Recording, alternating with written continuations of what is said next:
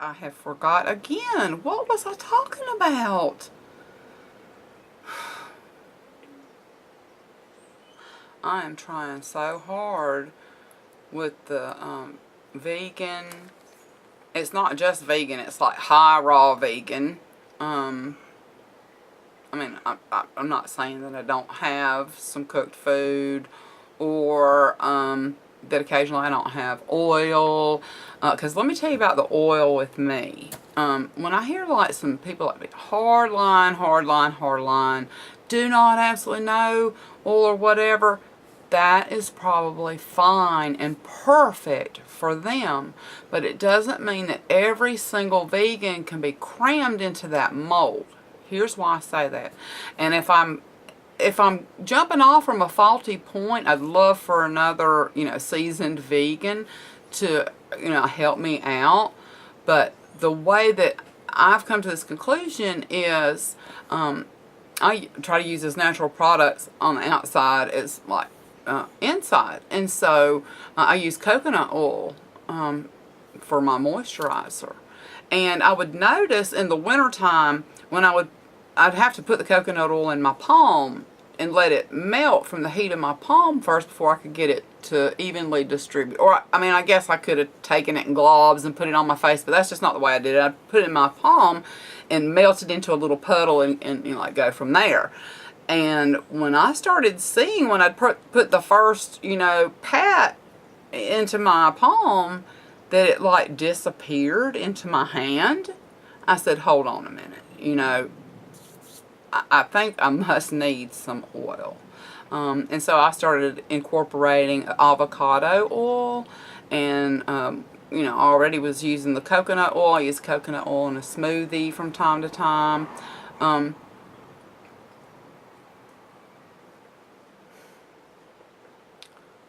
just not holding on to a single thought.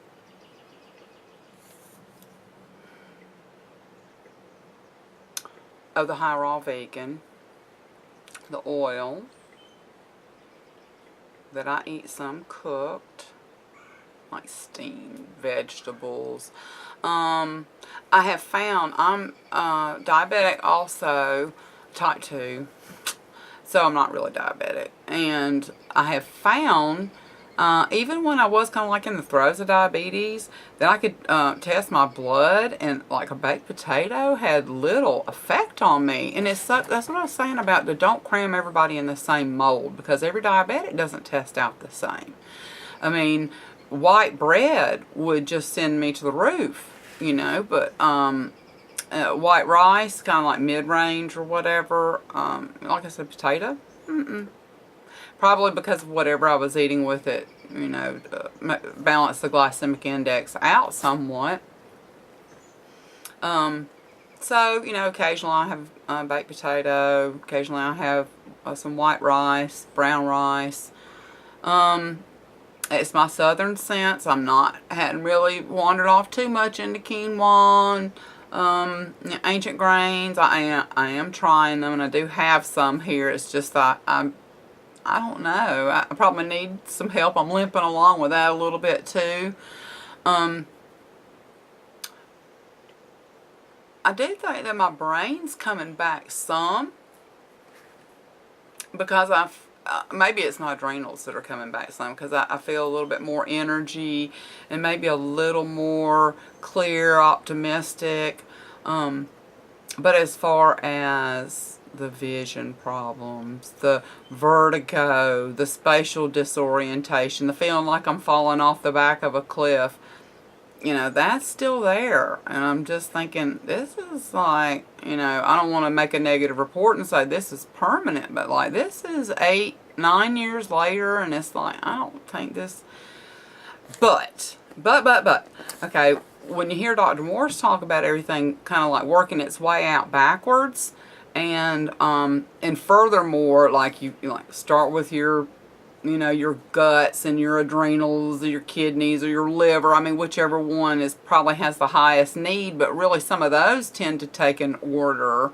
Kind of like, well, this is kind of the way that I thought about it. It's like tend to the liver, get the liver looked after. Once the liver is healthier, then, you know, kind of move into the kidneys. Well, the kidneys are not hanging, then you know it's the adrenals, back to the adrenals. Okay, so from the adrenals, and then if the adrenals are not kicking in, then, you know, you're starting to, you know, did I say stomach in there anywhere? Because that's like key too. That's like your stomach is your other brain. You know, and then you get into the parathyroid and, what is after that? Like pituitary and, you know, endocrine gland, all that sort of stuff, and into the cerebellum. And Dr. Morse always says that if the swelling has made its way up and into your head, woof, you know, that's like Alzheimer's, dementia, you know, the plaquing of the brain, the MSs, the myelin sheath problems, neurosynapses misfiring, all that stuff. And that's kind of where I'm at. The double foot drops, not just one, but double foot drop. You know, hands going numb, fingers and thumbs going numb for a year and then coming back, and just a lot of really strange stuff, and it seems to be sorting itself out.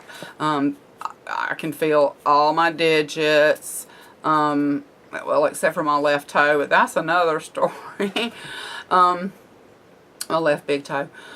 But anyway, so I do think that my head is getting clearer, but I still having the vertigo and the like the spatial sort of problems and stuff. That kind of like messes you up, where you kind of almost like can't function normal, because it's like being drunk 24/7. And I try to explain to people, it's like, you know, do you take a drunk to church?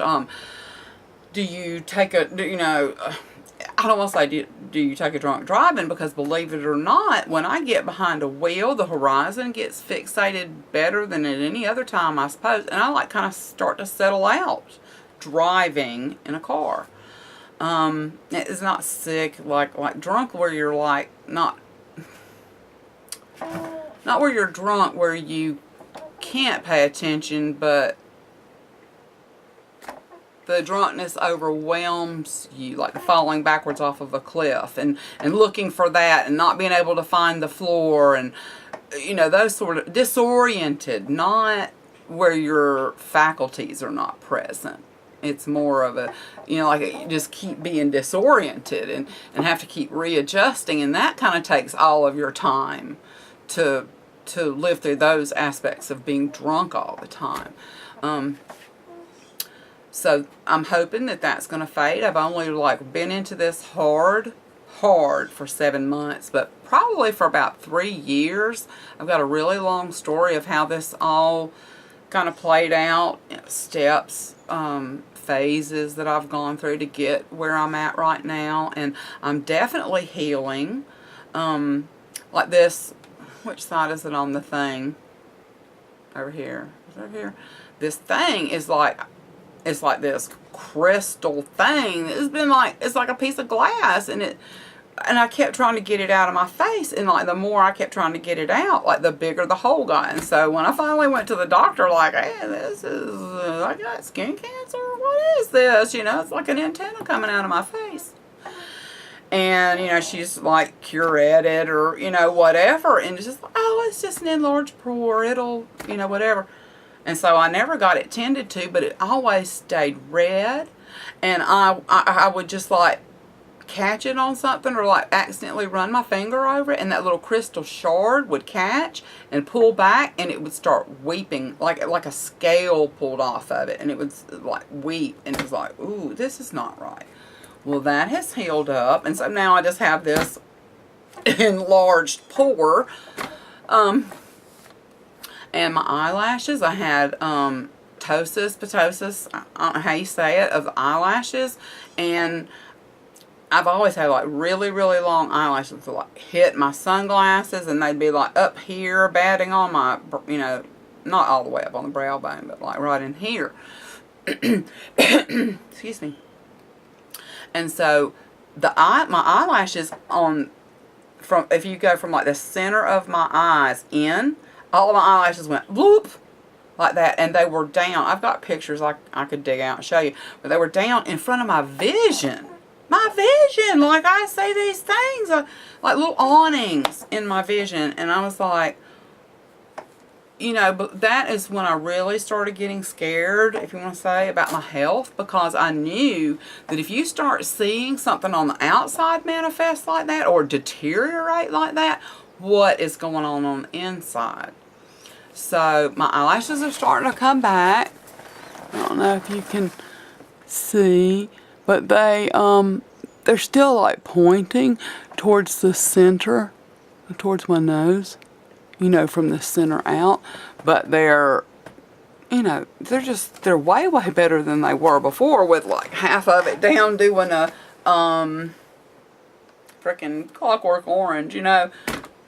I mean, it was really wild looking, and it for a while it was just one eye, and then both like the double foot drop, then both the other eye started doing it. So, but now that seems to be coming back. I have terrible back pain. I'm falling down 2 flights of stairs, not at the same time either. And I have some pretty bad back problems. Back when all this other stuff happened to me and they did a full MRI, they had found some things then, but they're like, oh, you're not completely, like, whatever it is, like slipped out or whatever. And I think you know, 9 years later, I think finally, you know, it's probably deteriorated or something. But anyway, taking a lot of turmeric, and then the raw foods, and, you know, anti-inflammatory essential oils, this and that, have really helped a lot. As far as I think towards my healing, I've been skin brushing also. I can tell that on my skin. I can tell, oh wow, I just got a lot of stuff that I could talk about on this journey that I've been trying to restore my health. But I think, to make a long story short, I think I am coming into some healing now, finally, after 7 months hard detox, you know, weekend day hikes, which I'll get into later, because you really, if you're overtaxed and your body is toxic, you shouldn't be out there trying to exercise every single day, because it'll just back up on you, and I got a story on that. You will look like a swollen bullfrog and can't get anything off of you because it all rushes to leave and can't get out. But anyway, there's a lot to be learned about the whole Hippocratic idea, you are what you eat, because that's the only, I mean, I'm not on any sort of medication. Now, occasionally I get a B12 shot. But clean air, sunshine, raw food, and, you know, meditating, praying, trying to have a positive attitude, being appreciative and thankful. That's turning my life around. I'm so happy.